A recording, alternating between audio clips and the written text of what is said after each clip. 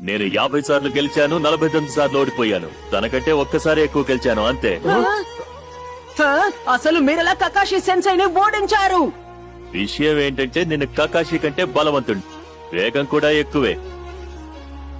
ఈయన వేగం అద్భుతంగా ఉంది. ఈయన కకాషి కంటే ఖచ్చితంగా వేగవంతులే. అసలు ఈయన మనిషేనా?